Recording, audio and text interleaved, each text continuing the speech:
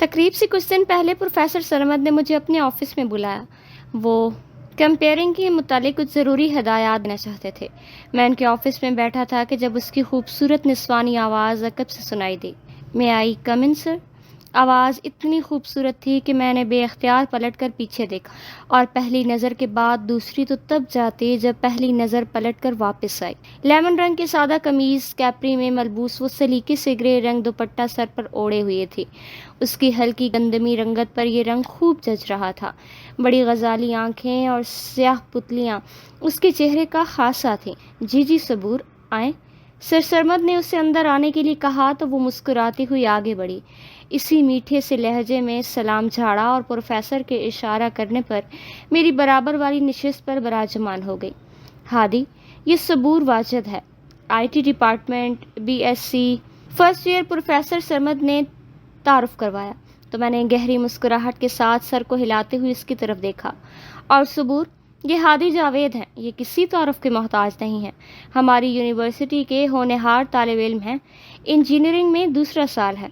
Professor نے میرا اتنا جاندار تعارف کروایا کہ میرے چہرے پر تو گلنار پھوٹ گئے۔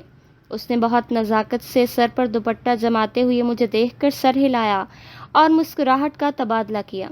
اچھا ہادی، اس دفعہ کی تقریب میں صبور آپ کی ہوسٹ ہوں گی۔ یہ بہت ٹیلنٹڈ ہیں، اسکول اور کالج میں ان کی ادبی سطح پر بہت سی فتوحات ہیں۔ ماشاءاللہ، میں نے انتہائی مہذب انداز میں داد دی۔ ویسے بھی وہ اتنی شائستہ اور پیاری تھی کہ انسان اس کے سامنے خود بخود ہی تہذیب کے درجے چڑھتا جاتا تھا۔ صبور، ہادی آپ کو کمپیئرنگ کی تفصیل دے دیتے ہیں، آپ ان سے اپنے حصے کا مواد ڈسکس کر لیں اور کوشش کریں تقریب سے پہلے یہ ایک ہفتہ آپ دونوں ایک ساتھ تیاری کریں تاکہ فنکشن میں کیمسٹری بہتر ہو۔ پروفیسر سرمد نے ہمیں ہدایات دیں اور رخصت ہونے کے لیے کہا۔ انہوں نے مجھے خیال رکھنے اور رہنمائی کرنے کا اشارہ بھی کیا، کیونکہ صبور کا یہ پہلا فنکشن تھا، جبکہ میں اس طرح کی بہت سی تقریب میں پہلے سے میزبانی کر چکا تھا۔ ہم دونوں ایک ساتھ آفس سے باہر آئے تو وہ میرے پاس آ کھڑی ہوئی اور نہایت پر اعتماد لہجے میں مخاطب ہوئی۔ آپ مجھے اپنی لکھی ہوئی کمپیئرنگ دکھائیں، میں نے بھی کچھ لکھا ہے، وہ آپ دیکھ لیں۔ صبح ہے یا مزید کچھ ایڈ کروں؟ وہ بہت نفاست سے ہم کلام تھی۔ میں نے مسکراتے ہوئے اپنی فائل اس کی جانب بڑھا دی اور کچھ جھجکتے ہوئے بات شروع کی، کیونکہ اس کی شخصیت ہی ایسی تھی کہ انسان اس کے سامنے بولنے سے پہلے کچھ دیر سوچتا ضرور تھا۔ ایسا نہیں تھا کہ وہ کسی اونچے درجے سے تعلق رکھتی تھی، اس کے حلیے سے صاف ظاہر تھا کہ وہ کسی متوسط طبقے سے تعلق رکھتی ہے۔ اگر آپ کے پاس وقت ہے تو کہیں بیٹھ کر کچھ پوائنٹس ڈسکس کر لیتے ہیں۔ اس نے میری پیشکش پر 1 سے 2 سیکنڈ لبوں کو سکیڑا، کچھ سوچا اور پھر ہلکی سی مسکان کے ساتھ حامی بھر لی۔ میں پہلی ملاقات میں ہی اس کی ذہانت سے بے حد متاثر ہوا، جبکہ وہ جونیئر ہونے کے ناطے میری بہت عزت کرتی تھی، اور پھر تقریب سے پہلے پورا ہفتہ ہم یونیورسٹی کا سارا وقت ایک ساتھ گزارتے تھے۔ میں سے ایک ہفتے میں ہی یہ بات سمجھ گیا تھا کہ کچھ خاص ہے جو میں صرف صبور کے لیے محسوس کرتا ہوں، اور اب مجھے یہ فکر لاحق ہوئی کہ تقریب کے بعد ہماری بات چیت کا کوئی جواز نہیں رہے گا، اس لیے مجھے اس کا فون نمبر لینا تھا۔ کالج میں جاتی ہی میں اس کا چکا چوند اور تیز رفتار زندگی میں مگن ہو گئی تھی۔ میرے نانا تاج ہمدانی کا کاروبار پچھلے 7 سالوں میں آسمان کی بلندیوں کو چھونے لگا تھا، اور ان کا شمار پاکستان کے 10 امیر ترین آدمیوں میں ہونے لگا۔ وہ ہمدانی گروپ کے بانی اور چیئرمین تھے، جن کی زیر نگرانی اب پاکستان کے 2 مشہور ہوٹل فیرینن اور گرین پیلس تھے۔ اس کے علاوہ انہوں نے جو 1960 میں اپنے بھائی بالاج ہمدانی کے ساتھ کمپنی کی بنیاد رکھی تھی، وہ پچھلے صرف 10 سالوں میں پاکستان کی سب سے بڑی کاٹن ٹریڈنگ کمپنی بن گئی۔ بالاج ہمدانی جوانی میں ہی اس دنیا سے چل بسے تھے، اس لیے اب وہ سب بھی نانا کا ہی تھا۔ انہوں نے اس کمپنی کی مدد سے ہوٹل کے کاروبار میں ہاتھ بٹایا، اور پھر دیکھتے ہی دیکھتے اسلام آباد، لاہور اور کراچی میں ویکینڈ ہوٹلز کا آغاز کیا۔ دولت کی ریل پیل تھی، اور مجھے وقت کے ساتھ ساتھ احساس ہونے لگا کہ میرے نانا پاکستان کے کوئی عام دولت مند انسان نہیں، میری ماں ان کی تمام دولت کی اکیلی وارث تھیں، اور ان کے بعد میں۔ اور اب جیسے ہی میں سمجھدار ہونے لگی، میرے نانا چاہتے تھے کہ میں ان معاملات میں دلچسپی لوں، اور یہی وجہ تھی انہوں نے مجھے کامرس کی تعلیم دلوائی۔ وہ ماما کی دفعہ 20 چیز کی خواہش مند تھے، لیکن ماما نے ہمیشہ وہ کیا جو ان کا دل کیا۔ وہ ڈاکٹر بننا چاہتی تھی، ڈاکٹر بنے، اور پھر بابا سے پسند کی شادی کی، لیکن اب نانا اپنی ساری خواہشات کی تکمیل مجھ سے چاہتے تھے۔ میں نے انٹرمیڈیٹ کے امتحان اچھے نمبروں میں پاس کیا تو نانا نے ایک بہت بڑی تقریب کا اہتمام کیا۔ انہوں نے مجھے بہت بڑی بڑی شخصیات سے متعارف کروایا۔ وہ مجھے باقی کی تعلیم لندن سے دلوانا چاہتے تھے، لیکن ایک ناگہانی نے میری زندگی کا پانسا ہی پلٹ دیا۔ ماما ایک حادثے میں جاں بحق ہو گئیں۔ ان کی کار کا بہت برا ایکسیڈنٹ ہوا اور وہ موقع پر ہی دم توڑ گئیں۔ یہ وہ لمحہ تھا جب مجھے خود کے ساتھ ساتھ اپنے بوڑھے نانا اور نانی کو بھی سنبھالنا تھا۔ بابا پہلی دفعہ ہمدانی ولاس کی دہلیز پر پار کیے اندر آئے تھے۔ وہ فیصلے کی گھڑی مجھ پر بہت بھاری تھی۔ بابا مجھے اپنے ساتھ لے جانا چاہتے تھے اور میرے نانا کا میرے سوا کوئی نہیں تھا۔ مجھے اس گھڑی فیصلہ لینا بہت مشکل لگ رہا تھا۔ پچھلے 3 سالوں میں میں اپنے نانا کے اتنے قریب ہو چکی تھی کہ اب بآسانی انہیں خیر آباد کہہ کر بابا کے ساتھ جانا اتنا آسان نہیں تھا۔ ماما کے چیلم کے بعد نانا نے مجھے اپنے کمرے میں بلایا۔ میں ان کے کمرے میں گئی تو وہ اور نانو صوفے پر براجمان پہلے سے میرا انتظار کر رہے تھے۔ آؤ آؤ لاڈی، ادھر ہمارے پاس آؤ۔ نانا مجھے ہمیشہ پیار سے لاڈی کہتے تھے۔ میں پھیکی سی مسکان لیے ان دونوں کے درمیان میں جا بیٹھی۔ نانا نے محبت سے میرے گرد بازو حائل کیے اور ایک سرد آہ خارج کرتے ہوئے بات کا آغاز کیا۔ آیت بیٹا، تمہارے بابا سے شادی کرنا تمہاری ماں کا فیصلہ تھا اور پھر ان سے علیحدگی بھی اس کا ذاتی فیصلہ تھا۔ ہم نے اس کی زندگی میں کبھی اس سے زیادہ دخل نہیں دیا کہ ہم چاہتے تھے کہ وہ یہ معمولی ڈاکٹر کے شوق کو چھوڑ کر اپنی مکمل توجہ اس کاروبار کو دے، لیکن وہ ہمیشہ ہی کہتی تھی بابا آپ ہیں نا۔ وہ مزمحل سا مسکرایا اور پھر ذرا سا پہلو بدل کر رخ میری طرف موڑ لیا۔ میں اس کی بات اس لیے بھی سن لیتا تھا کہ تب مجھ میں دم خم تھا اور میں سب سنبھال لیتا تھا، لیکن اب سب ویسا نہیں رہا۔ میں تم پر کبھی یہ پابندی نہیں لگاؤں گا کہ تم اپنے والد سے نہ ملو یا وہ یہاں نہ آئے۔ تمہیں پوری اجازت ہے، جیسے مرضی ان سے ملو، لیکن یہ سب تمہارا ہے، تمہیں یہ سب سنبھالنا ہے۔ ان کی باتوں نے تو میرے دل سے بوجھ اتار دیا تھا۔ اب میرے لیے فیصلہ لینا آسان ہو گیا تھا اور میں نے بابا کو سمجھایا کہ میں نانا کے ساتھ رہوں گی، لیکن میں تب بھی ہمیشہ آپ کے ساتھ ہوں، کیونکہ اب ہمیں ملنے کے لیے کوئی روکنے والا نہیں۔ بابا نے فوراً میرے فیصلے کو مان لیا۔ مجھے اس بات پر حیرت ہوئی، لیکن جب انہوں نے اپنی شادی کے بارے میں بتایا تو میں ایک پل کے لیے ساکن ہوئی۔ وہ تھوڑے متذبذب سے مجھے وضاحت دے رہے تھے۔ آیت بیٹا، میں لندن میں بہت اکیلا پڑ گیا تھا۔ نرمین ایک بہت اچھی بابا، آپ کو پورا حق تھا، آپ دوسری شادی کرتے۔ میری آنکھیں نم ہو رہی تھیں، لیکن میں نے مسکراتے ہوئے کہا، زندگی کے پے در پہ حملوں نے مجھے بہت حوصلے مند بنا دیا تھا۔ شکریہ بیٹا، لیکن میں تم سے ہرگز غافل نہیں رہوں گا۔ میں تم سے ملنے آتا رہوں گا اور تمہاری زندگی کے ہر فیصلے میں تمہارے ساتھ ہوں گا۔ وہ میرے سر پر ہاتھ پھیرتے ہوئے کہہ رہے تھے اور میں کوشش کر رہی تھی کہ میری آنکھیں ان کے سامنے نم نہ ہوں، اور ایسا ہی ہوا۔ میں نے بنا روئے مسکراہٹ سمیت انہیں رخصت کیا۔ اب میں آیت قاسم ہمدانی بن گئی تھی۔ نانا نے مجھے تعلیم کے ساتھ ہی کاروبار کی سمجھ بوجھ دینا شروع کر دی تھی۔ میں اکثر یونیورسٹی سے سیدھی ان کے پاس چلی جاتی۔ ہمارا کاروبار بہت پھیلا ہوا تھا اور مجھے آہستہ آہستہ اس کو سمجھنا بھی تھا۔ بہت جلد میں نانا کو اپنی قابلیت سے متاثر کر چکی۔ ماما سے تو وہ محبت کرتے ہی تھے، لیکن مجھ میں اب ان کی جان بسنے لگی۔ میں بہت کوشش کے باوجود صبور کا فون نمبر نہیں لے سکا تھا اور تقریب کا دن آ گیا۔ تقریب کے اختتام پر وہ اپنی دوستوں کے ساتھ کھڑی تھی جب میں ہمت جمع کر کے ان کے پاس چلا آیا۔ ایکسکیوز می صبور، مجھے آپ سے بات کرنی ہے۔ وہ ذرا سا چونکی اور پھر اپنی دوستوں سے اجازت لے کر میری طرف چلی آئی۔ آپ ہمیشہ مجھے دیکھ کر اس کے چہرے پر ایک دلکش مسکراہٹ بکھر جاتی تھی۔ شاید ایسا ہی کچھ حال میری طرف بھی تھا۔ وہ میرے سامنے کھڑی تھی اور میں ذہن میں لفظوں کو ترتیب دے رہا تھا۔ شکر ہے سب ٹھیک سے ہو گیا، سب لوگ ہماری بہت تعریف کر رہے ہیں۔ وہ دھیمے مگر پرجوش لہجے میں بول رہی تھی۔ ہاں شکر ہے۔ میں نے پینٹ کی جیبوں میں ہاتھ ڈالے خود کو نارمل ظاہر کیا، جبکہ میرے اندر اتھل پتھل ہو رہی تھی۔ سو اب پھر سے وہی روٹین شروع، بورنگ لیکچرز، اسٹڈی اور ایگزامز۔ وہ بات جاری رکھی ہوئی تھی جب میں نے اچانک اس کی بات کاٹی۔ کافی پینے چلے؟ وہ ایک سیکنڈ کے لیے چپ ہوئی اور پھر گہری مسکان کے ساتھ سر نفی میں ہلا دیا۔ مجھے لڑکوں کے ساتھ باہر گھومنے پھرنے کی اجازت نہیں ہے۔ او غلط سمجھی، میں باہر نہیں کہہ رہا، یہیں یونیورسٹی کی کینٹین پر۔ میں نے خجل ہو کر تصحیح کی تو وہ ہنس دی۔ ہاں یہاں تو پی سکتے ہیں، شور، چلیں پھر۔ میں نے ہاتھ کے اشارے سے اسے چلنے کے لیے کہا اور پھر اس کے ہم قدم ہو گیا۔ وہ آج ہلکے بیج رنگ کے لمبے فراق کو زیب تن کیے ہوئی تھی، ہمیشہ کی طرح سر پر دوپٹہ نہایت سلیقے سے لیا اسے خوب جچ رہا تھا۔ میں ساتھ چلتے ہوئے چوری چوری اسے پرشوق نگاہوں سے دیکھ رہا تھا۔ میرا دل اس کی سنگت میں بہت خوش رہتا تھا، لیکن اب یہ جاننا تھا کہ کیا وہ بھی میرے لیے ایسا کچھ محسوس کرتی ہے کہ نہیں۔ کینٹین پر آ کر ہم ایک کونے میں لگی کرسیوں پر آمنے سامنے براجمان ہوئے۔ میں نے کافی کا آرڈر دیا اور پھر جیب سے موبائل نکال کر بیٹھ گیا۔ صبور، کیا مجھے تمہارا فون نمبر مل سکتا ہے؟ میں نے جھجکتے ہوئے پوچھا۔ پہلے تو وہ کچھ گڑبڑا سی گئی، لیکن پھر سنبھل کر اس بات میں سر ہلا دیا۔ وہ مجھے اپنا فون نمبر لکھوا رہی تھی اور میرے دل کی دھڑکن 180 کی رفتار پر دھڑک رہی تھی۔ ہم نے فون نمبر کا تبادلہ کیا، بس پھر تو دن رات ہماری بات ہونے لگی اور بہت جلد ہم دونوں ایک دوسرے کے لیے بہت اہم ہو گئے۔ لڑکپن سے جوانی کی دہلیز میں قدم رکھتے ہی ہر انسان کی طرح میری بھی عمر کا یہ وہ دور تھا جب میں جذبات، جوش اور مضبوطی سے لبریز تھی، اور اسی لمحے میرے نانا کی تربیت نے میرے بچپن کی تربیت پر اپنی تہ چڑھا دی۔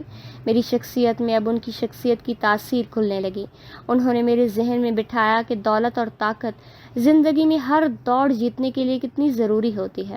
نشے کی اقسام میں ایک نشہ طاقت کا بھی ہوتا ہے، اور میں اس نشے کی عادی ہو چکی تھی۔ میں آیت قاسم ہمدانی ایک امیر کبیر ذہین خوبصورت لڑکی تھی۔ یونیورسٹی ہو، گھر ہو یا آفس، ہر جگہ میری دھاک تھی۔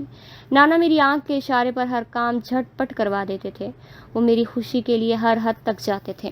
میں اپنی زندگی سے مطمئن تھی۔ بابا نے اپنا وعدہ بخوبی نبھایا۔ وہ ہر ویکنڈ پر مجھ سے ملنے ہمدانی ولاس چلے آتے تھے۔ زندگی کے اسٹف روٹین میں بھی میں اپنے شوق کے لیے وقت نکال لیتی اور نت نئے کھانے بناتی رہی۔ آج بھی بابا مجھ سے ملنے آ رہے تھے اور میں ان کے لیے چائنیز کھانے تیار کر رہی تھی۔ میں کھانے کی میز پر کھانا لگوا رہی تھی کہ جب وہ نانا اور نانی کے ساتھ لاؤنج میں ڈائننگ ہال میں داخل ہوئے۔ وہ سب کسی بات پر بے حد مسکرا رہے تھے۔ بابا کی ساری ناراضگی شاید ماما کی حد تک تھی، یا وہ میری خاطر نانا کے ساتھ بہتر تعلقات قائم رکھے ہوئے تھے۔ کیا ہوا؟ اتنا کس بات پر ہنس رہے ہیں آپ لوگ؟ میں نے پرتجسس لہجے میں پوچھا۔ بھائی، تمہارے بابا تمہارے بچپن کے قصے سنا کر ہنسا رہے ہیں۔ نانا کرسی کھینچتے ہوئے بیٹھ گئے اور پھر بابا کو بیٹھنے کا اشارہ کیا۔ اچھا، ایسا کون سا قصہ سنا دیا جو آپ لوگ اتنا ہنسنے لگے؟ میں مسکراتے ہوئے بابا کے ساتھ کی نشست پر براجمان ہوئی۔ تمہارے بابا بتا رہے تھے کہ بچپن میں تم اپنے ایک کزن کے ساتھ اسکول جانے کی ضد کرتی تھی۔ میں نے ندامت سے سر پر ہاتھ مارا اور ہنسنے لگی۔ ہاں، میں نے ایسی بہت سی بیوقوفیاں کی ہیں۔ میں تعصب سے سر ہلاتے ہوئے کھانا پلیٹ میں نکالنے لگی۔ یہ سچ تھا، مجھے آج وہ سب بیوقوفی کے سوا کچھ نہیں لگ رہا تھا۔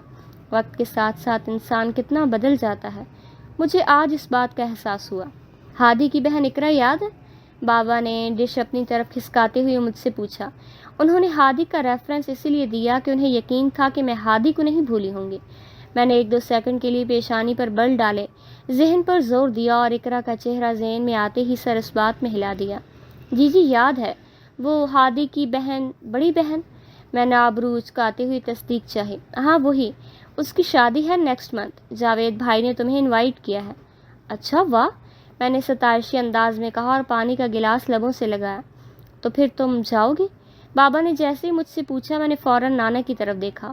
انہوں نے کندھے اچکا دیے۔ میں سوچ میں پڑی تو نانی نے سر اٹھا کر میری طرف دیکھا۔ چلی جاؤ، بچپن میں اتنے خط لکھتی تھی، اب انہوں نے اتنے مان سے بلایا ہے تو چلی جاؤ۔ میری نانو سدا کی سوشل اور گھومنے پھرنے کی شوقین خاتون تھی، اور اکثر مجھے یوں اینٹی سوشل ہونے اور پارٹیز پر نہ جانے کے طعنے دیتی رہتی تھی، لیکن آج ان کی بچپن یاد دلانے پر میں نے بھی ڈولتے سے ارادے کے ساتھ حامی بھر دی۔ اوکے، میں آپ کے ساتھ چلوں گی بابا، میں نے بابا کی طرف دیکھتے ہوئے کہا۔ وہ خوشی سے مسکرا دیے۔ مجھے یقین تھا کہ وہ خود بھی یہ چاہتے تھے کہ میں وہاں جاؤں، لیکن میں یہ نہیں چاہتی تھی کہ اس شادی پر جانا میری زندگی کا ایک اور انوکھا چیپٹر شروع کر دے گا۔ میری انجینئرنگ مکمل ہو چکی تھی اور اب ایک میں نجی کمپنی میں انٹرنشپ کر رہا تھا۔ صبور کا بھی یونیورسٹی میں لاسٹ سال تھا اور اس کے گھر میں اس کے رشتے کی باتیں چلنے لگیں۔ وہ آئے دن مجھ سے اپنے گھر بات کرنے پر اصرار کرتی، لیکن میں ابھی کسی اچھی جاب کے بعد گھر والوں کے سامنے اپنی خواہش رکھنا چاہتا تھا۔ گھر میں اقرا کی شادی آئی تو میں نے ارادہ بنایا، یہ اچھا موقع ہے، میں اسے شادی پر بلا کر گھر والوں سے ملوا دیتا ہوں۔ گھر والوں نے اسے دیکھ رکھا ہوگا تو بات کرنے میں آسانی ہوگی۔ یہی سوچ کر میں نے اس سمیت یونیورسٹی کے کچھ دوستوں کو شادی پر انوائٹ کر لیا۔ حویلی کی تقسیم ہوئی یہ 2 حصے اب مزید تقسیم ہو کر کوٹھیوں سے گھروں میں تبدیل ہو گئے۔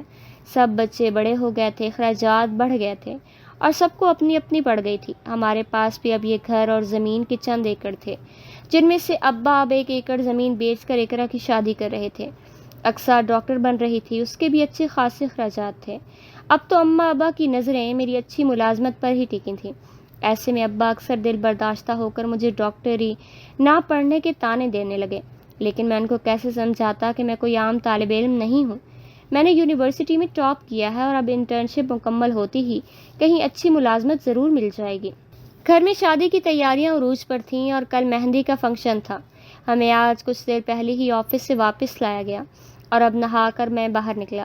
مجھے فون پر صبور کے میسیج آنے لگے۔ وہ مجھے بہت سے فینسی کپڑوں کی تصویریں بھیج کر پوچھ رہی تھی کہ کل وہ ان میں سے کون سا جوڑا پہن کر آیا، اور میں کان کھجائے یہ سوچ رہا تھا کہ ان میں سے کون سا کہوں جس پر وہ بھی پہلی بار میں ہاں کر دے، کیونکہ عموماً یہ ہوتا تھا کہ میں اس کے لیے ایسے کچھ بھی منتخب کرتا تو وہ جھٹ سے اس کا نقص گنوا کر رد کر دیتی۔ میں ابھی اسی کشمکش میں کھڑا تھا جب میرے کمرے کا دروازہ دھاڑ سے کھلا اور ہامتی ہوئی اقصیٰ اپنی خوشی سے سرخ چہرہ لیے اندر داخل ہوئی۔ بھائی جلدی باہر آؤ، دیکھو کون آیا ہے۔ وہ خوشی سے جیسے چیخ رہی تھی۔ آرام سے پاگل کیوں ہو رہی ہو، کون آیا ہے؟ میں نے تیوری چڑھاتے ہوئے پوچھا۔ قاسم چچا آئے ہیں اور ساتھ آیت بھی ہے، اقصیٰ نے خوشی میں بتایا، اور ادھر میری ساری خوشی دھری کی دھری رہ گئی۔ بچپن کی ساری یادیں ریوائنڈ ہو کر فاسٹ فارورڈ پلے میں ہو چکی تھیں۔ آ جائیں بھائی، چچا قاسم بلا رہے ہیں۔ اقصیٰ کی آواز پر میں خیالوں سے باہر آیا۔ آ رہا ہوں، تم چلو۔ میں نے اسے جانے کا اشارہ کیا، جلدی سے سبز رنگ کے سوٹ کی تصویر صبور کو واپسی بھیجی اور سنگار میز کے سامنے جا کر کنگھی کرنے لگا۔ میرے ذہن میں ابھی تک آیت کا وہ 10 سالہ والا ہی سراپا تھا، بہت سی یادیں تو دھندلی بھی ہو گئی تھیں۔ خیر اب میں بچپن والا ہادی تو تھا نہیں کہ جو چھپ جاتا یا گھر سے نکل جاتا۔ میں باہر آیا تو اماں جو کچن سے باہر نکل رہی تھیں ڈرائنگ روم کی طرف اشارہ کرنے لگیں۔ ایک بات جو مجھے آج بھی بری لگ رہی تھی، وہ دولت مند رشتہ داروں کے گھر آنے پر ایک خاص اہتمام کرنا اور انہیں دنیا کی الگ ہی مخلوق کی طرح ٹریٹ کرنا۔ اس وقت مجھے اماں اور اقصیٰ کی یہ بھاگ دوڑ ایک آنکھ نہ بھائی۔ میں ڈرائنگ روم کا پردہ ہٹاتا آگے بڑھا تو ایک لمحے کے لیے قدم ضرور منجمد ہوئے۔ سامنے صوفے پر قاسم چچا کے ساتھ وہ بیٹھی تھی۔ وہ اب 10 سال کی سہمی سی آیت تو ہرگز نہیں تھی۔ ہلکے انگوری رنگ کے کرتے کے نیچے کیپری پہنے اور کندھے پر سلیقے سے شال ٹکائے میرے سوا کسی کو بھی پاگل کر دینے کی حد تک خوبصورت لگ رہی تھی۔ قد کاٹ، رنگت، سٹائل، لباس، انداز اور لب و لہجہ سب بدل گیا تھا۔ سب میں امارات کی جھلک تھی۔ البتہ مجھے دیکھ کر اس کی آنکھوں میں جو جوت جلنے لگی تھی وہ بچپن سے زیادہ خطرناک تھی۔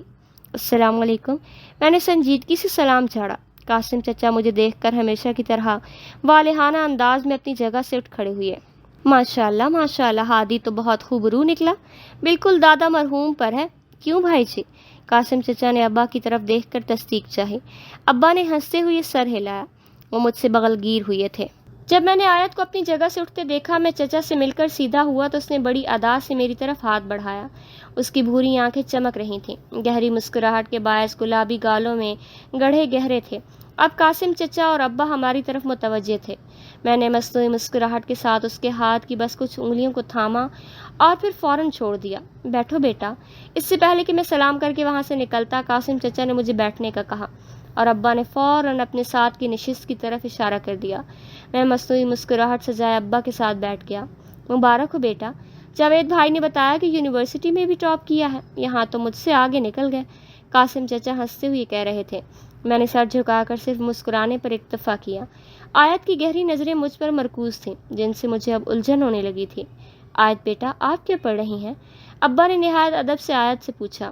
میں نے دل ہی دل میں انہیں کوسا۔ میری طرف سے تو وہ پرائم منسٹر کی بیٹی بھی بن جاتی، میں تب بھی اس سے بات کرنے کے لیے یوں غلاموں جیسی ٹون استعمال نہ کرتا۔ انکل، میں MBA کر رہی ہوں۔ اس کا لہجہ نہایت ملائم تھا اور وہی مطمئن مسکراہٹ۔ ہادی، کس یونیورسٹی سے انجینئرنگ کی ہے؟ وہ پورے اعتماد لہجے میں براہ راست مجھ سے مخاطب ہوئی تو میں چونکا اور پھر گلا کھنگارا۔ پنجاب، میں نے جان بوجھ کر مختصر سا جواب دیا۔ مجھے اس امیر زادی سے گفتگو کرنے کا کوئی خاص شوق نہیں تھا۔ اچھا، گریٹ یونیورسٹی، اب کیا کر رہے ہو؟ وہ ہنوز اپنے مخصوص انداز میں مسکراتی سوال پر سوال پوچھ رہی تھی۔ میں نے پہلو بدلا اور اس سے پہلے کہ میں اب بھی کوئی سڑا سا جواب دیتا، میرے فون پر بجتی گھنٹی نے مجھے بچا لیا۔ ایکسکیوز می، میں نے جیب سے موبائل نکالا، 2 انگلیوں کے ملانے پر ہاتھ کا اشارہ کیا اور باہر آ گیا۔ باہر آ کر میں نے سکھ کا سانس لیا اور فون اٹھا کر کان سے لگایا۔ دوسری طرف صبور تھی۔ ہیلو؟ ہاں ہیلو۔ فون کیوں نہیں اٹھا رہے تھے؟ کب سے فون کر رہی ہوں۔ صبور کچھ بے چین لگ رہی تھی۔ مہمانوں میں بیٹھا تھا، حکم کرو۔ میں واپس اپنے کمرے میں آ گیا تھا اور صبور کی آواز سن کر موڈ ایک بار پھر سے خوشگوار ہو گیا۔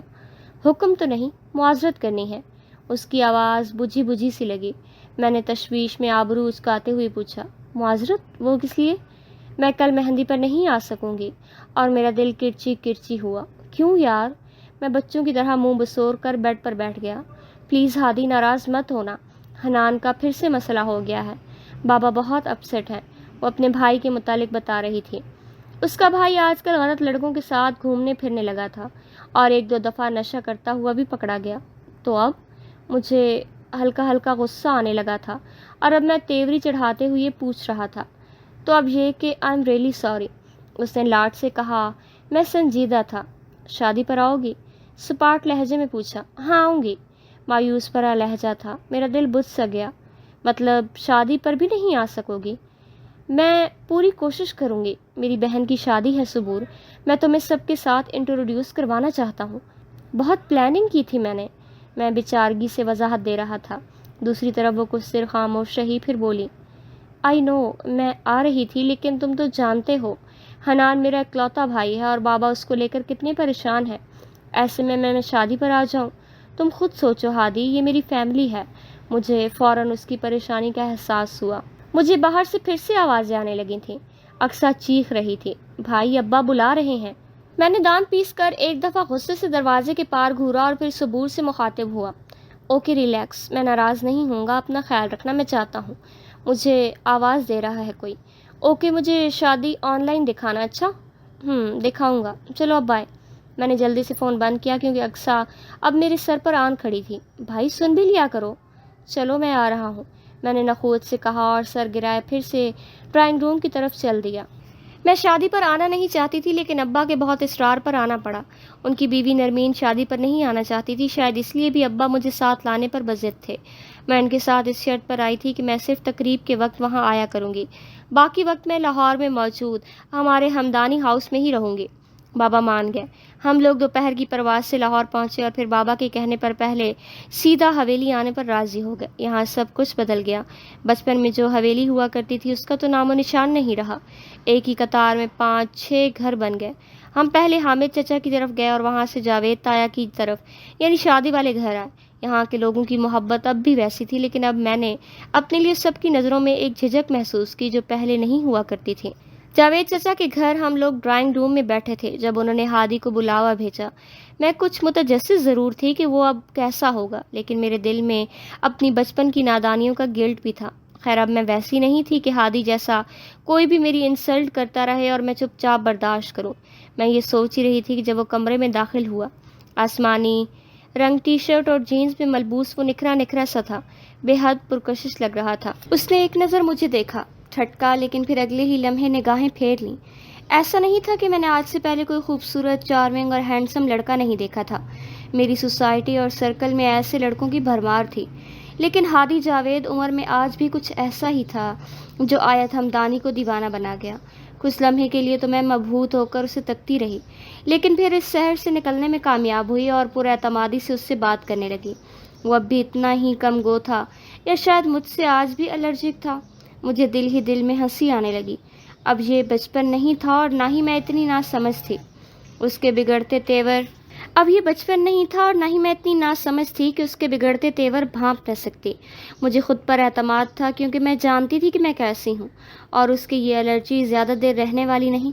میرے دوسرے سوال کا جواب دیے بنا ہی وہ وہاں سے اٹھ کر چلا گیا اور پھر واپس نہیں آیا۔ میں اسے پھر سے دیکھنے کے لیے بے چین تھی، اور پھر ذہن میں خیال آتی ہی میں نے بابا کے کان میں خفقی سی سرگوشی کی، آپ نے مجھے مہندی کی تقریب کا کیوں نہیں بتایا تھا؟ اس کا ڈریس نہیں ہے میرے پاس۔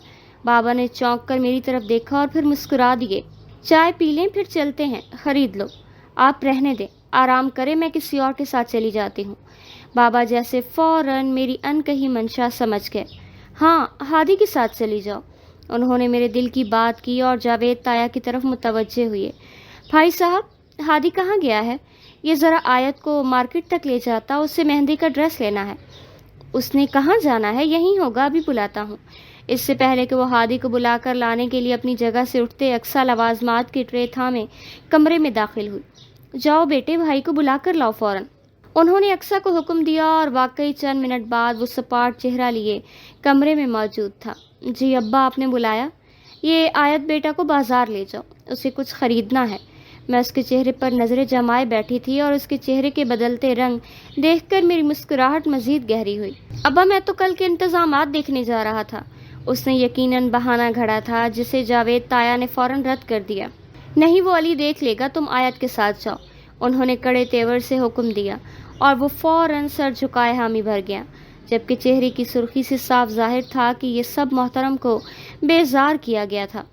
جی، میں اس کی حالت سے لطف اندوز ہوتی اپنی جگہ سے اٹھی، بیگ کندھے پر ڈالا اور بابا کو کار کی چابی دینے کا اشارہ کیا۔ وہ میرا منتظر تھا۔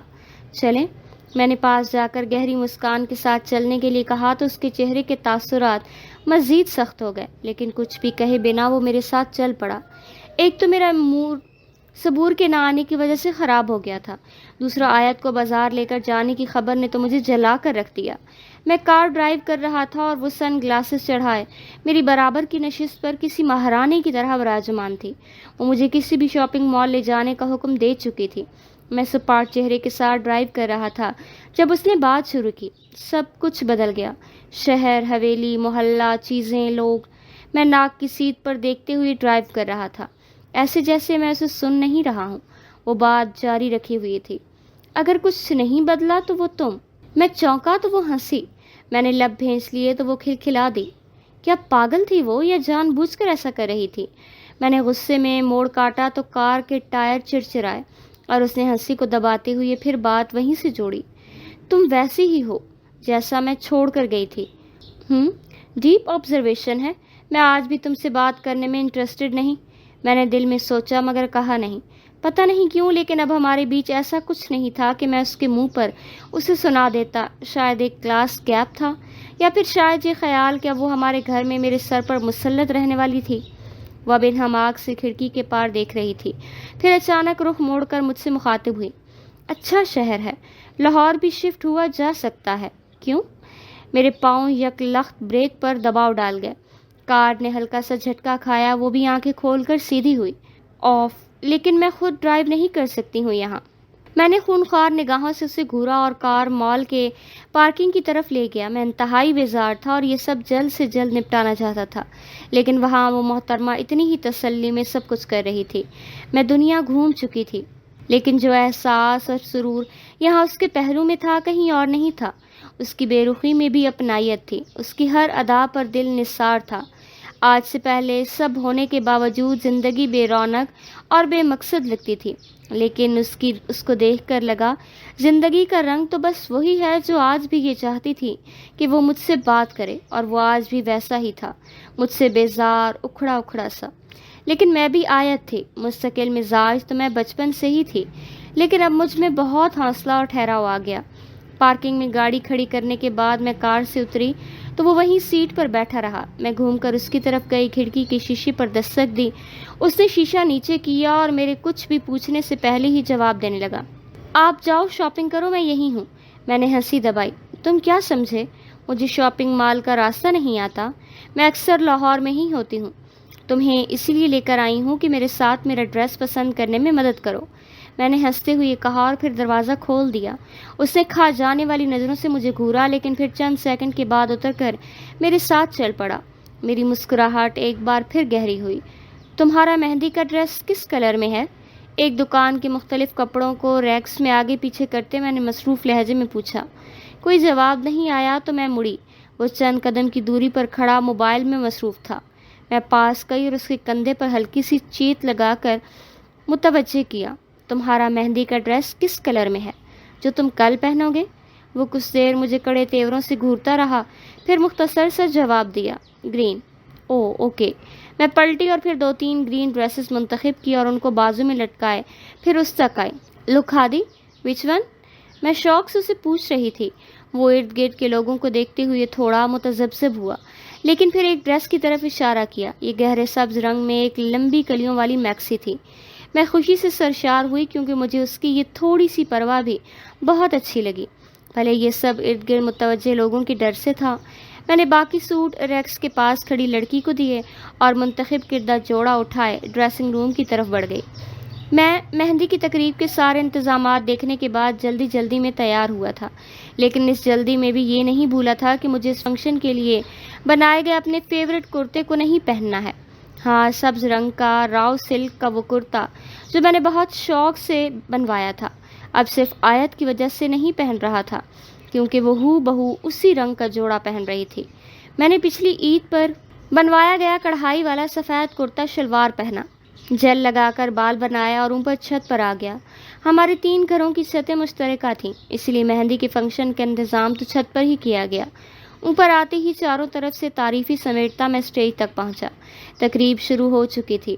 इकरा फूलों से सजे सोफे पर बराजमान थी और मुझे देखते ही इशारों में ग्रीन कुर्ता ना पहनने के बारे में पूछने लगी। मैंने भी इशारों से चुप रहने के लिए कहा। अब उसे क्या बताता कि मैंने किस खुलस में आकर अपने पसंद का कुर्ता नहीं पहना था।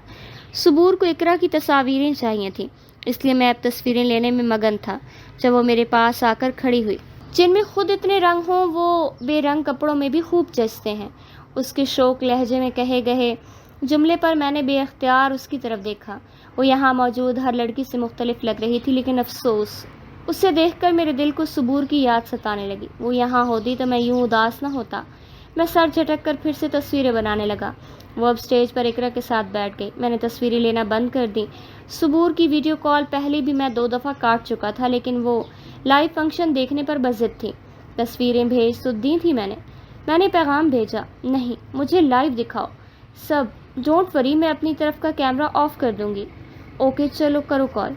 मैंने पैगाम भेजा और फिर मोबाइल को हाथ में थाम कर उसकी कॉल उठाई। मेरे कान में एयरपोर्ट्स लगे थे, इसलिए सुबूर की आवाज़ सिर्फ मैं सुन सकता था। वो भी बहुत खूब अरेंजमेंट्स की हैं। वाह भाई, खूब अरेंजमेंट्स की हैं। उसकी दाद पर मैं खिल उठा। मैं अब स्टेज की तरफ जा रहा था। उस स्टेज की सजावट और इकरा भी दिखाई दी। वेट, ये ग्रीन फ्रॉक में कौन है? आयत को भला वो कैसे इग्नोर कर सकती थी? उसे शायद पूरी दुनिया में सिर्फ मैं ही इग्नोर कर सकता था। आयत है, कासिम चचा की बेटी। वही आयत, मैं उसे आयत के किस्से सुना चुका था। यस, वही आयत। वाह यार, ये तो बहुत खूबसूरत और स्टाइलिश है। टीआर हमदानी की नवासी है, पैसा चमक रहा है। मैंने हमेशा की तरह नाक चढ़ाकर तंज किया। फिर भी नो डाउट बहुत हसीन है मैडम। वो बेशक सच तारीफ कर रही थी, लेकिन मैं उसके लहजे को पहचान गया। आखिर को हमारे ताल्लुक़ को 3 साल हो चुके थे। मुझे पता है तुम क्या सुनना चाह रही हो। क्या? मैं सुबूर वाजिद, फ्यूचर मिसेस सुबूर हादी, दुनिया की हसीन से हसीन लड़की आपके आगे मात है। ये हादी का दिल है मैडम। इसमें जब कोई बस जाए, जिस मुकाम पर आ जाए, वहाँ से उसे कोई नहीं निकाल सकता। मेरी इस तारीफ पर यकीनन वो गुलनार हो गई थी। चलो अब खुद को दिखाओ। ग्रीन कुर्ते में कैसे लग रहे हो? ग्रीन नहीं पहना यार, मैंने दिल महसूस कर जवाब दिया। क्यों नहीं पहना? उसे भी अफसोस हुआ, क्योंकि उस कुर्ते में उसकी भी पसंद शामिल थी। फिर बताऊंगा, फ़िलहाल मुझे देखो। कैमरा टर्न कर रहा हूँ। मैंने कैमरा अपनी तरफ मोड़ा और मुस्कुराया। माशाअल्लाह, अल्लाह तुम्हें आयत की बुरी नज़र से बचाए। वो खिलखिलाती में मैं भी बेख्तियार हंस दिया। हादी, वो तुम्हें घूर रही है।